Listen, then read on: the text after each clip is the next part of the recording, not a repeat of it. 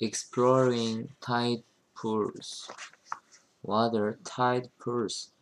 The tide is the rising and falling of the ocean where it meets the land. The tide rises and falls twice each day. In some areas, little pools of seawater are left behind when the tide goes out. These are tide pools. Most tide pools are found in low areas along rocky shorelines. You might also find small tide pools on sandy beaches. Any place along the shoreline that traps water creates a tide pool. What causes tides? The tides are caused by the force of gravity. The sun and moon have strong gravity that pulls on Earth. This gravity pulls on both land and water. But only water can move in response to gravity. When the sun and moon pull on Earth, they pull the ocean water into two mounds. The rotation or spin of Earth causes the rising and falling of the tides. As the island areas move into and out of where the water is in mounds, tides slowly rise and fall. Since Earth makes one full rotation each day, there are 2 high tides and 2 low tides every 24 years. The moon also moves around Earth, and this movement affects the tides. Twice each month, the moon and the sun line up. They pull the ocean water together. Their combined gravity causes higher mounds of water, creating the highest and lowest tides of the month. These tides are called spring tides. At these times, at other times, the sun and moon pull against each other. At these times, the high tides are not as high, and the low tides are not as low. These are called neap tides. The tidal zone. The area among the shore between high tide and low tide is the intertidal zone. This area is covered by seawater during high tide and exposed to air during low tide. The area closest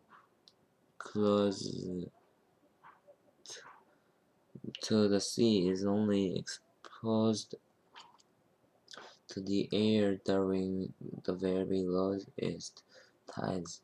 The area farthest from the sea is only covered by water during the highest tides. Different creatures live in different parts of the intertidal zone depending on whether they need air or water. What is life like in a tide pool? Tide pools are full of sea life. You can see these creatures when the tide goes out. Usually, the more places there are, more for animals to hide or attach themselves. more animals you will find in a tide pool. The tide pools with the most animals usually occur in rocky areas. The material the animals live in or attach themselves to is called the substrate. In the pools, the substrate is usually rocks or sand. Surviving in the intertidal zone is difficult for the animals there. Imagine living near seawater washes in and out of your home every day. The animals in tide pools have to be able to deal with waves crashing over them. If they don't hang on tight or get out of the way, they could be tossed around, battered against rocks, or even swept away. But it isn't just seawater that threatens the animals of the intertidal zone. Exposure to the air and sun is also dangerous. For an animal that needs to be covered by water, exposure to air causes two major problems. The first problem is drying out. The second problem is that these animals are suddenly exposed to predators looking for an easy meal. So how do intertidal zone animals survive? Intertidal animals have adapted to life in the tide pools. These animals are used to the tide coming and going from their homes every day. They have ways of clinging to rocks and finding protection from crashing waves. They have ways of preventing their bodies from drying out in the air.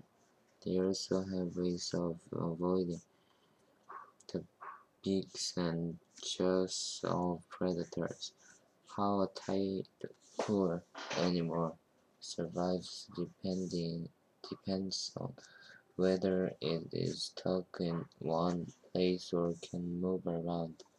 Many animals are attached to the substrate and they do not move around.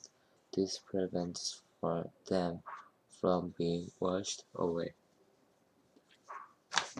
Some animals, such as mussel, have very strong hair like fibers that attach to the substrate. Other animals, like barnacles, create cement-like glue that they use to attach themselves to rocks. Because they cannot move around, these animals cannot escape from the sun, air, or predators. Tide pool animals that are mobile or can move around are able to run, swim, and crawl. Some of these creatures are sea creatures that become trapped in tide pools during low tides. They cannot return to the sea until the high tide returns, but because they are mobile, they can seek shelter from the air, sun, and predators. Drying out. Most stationary tide pool creatures have developed ways to protect their bodies from drying out. Some animals, such as barnacles and oysters, have hard shells that they can close or crawl into during low tides. Once in their shells, they have enough moisture to keep from drying out until high tide returns. The stationary animals most in danger of drying out are soft-bodied creatures such as sea anemones. These animals are usually found close to the ocean, where the low tide does not uncover them for very long. When the tide is out, they close their bodies as much as possible to keep moisture from escaping. Mobile tide poor animals have a better chance of survival since they can move to prevent drying out in the sun and air. Many can dig into the sand while others seek shelter under rocks or seaweed. A group of very thin crabs called slider crabs can slide their flat bodies into cracks between rocks. Slow-moving animals such as marine snails can hide inside their shells. They can actually close a little trapdoor to seal themselves inside. Unusually, there is enough water in a tide pool for mobile animals to swim or curl about. Eating and being eaten. Eating and being eaten are facts of life everywhere. Even in tide pools, tide pool animals have unique and interesting ways of finding and eating food. Oysters and clams use hair-like parts to trap tiny animals floating in the water. Animals and jellyfish sting tiny animals with their tentacles. An octopus uses its strong arms and suction cups to catch the other animals. Crabs and lobsters use their claws to pick up food. Tide poor animals also have amazing ways to avoid being eaten. Often the way animals avoid drying out also helps them avoid being eaten. They simply slide under rocks or slip into their shells. Other tide poor animals run, scuttle, swim, or even jump to escape hungry uh, predators. Some tide poor animals blend in with their surroundings. This helps them hide from predators.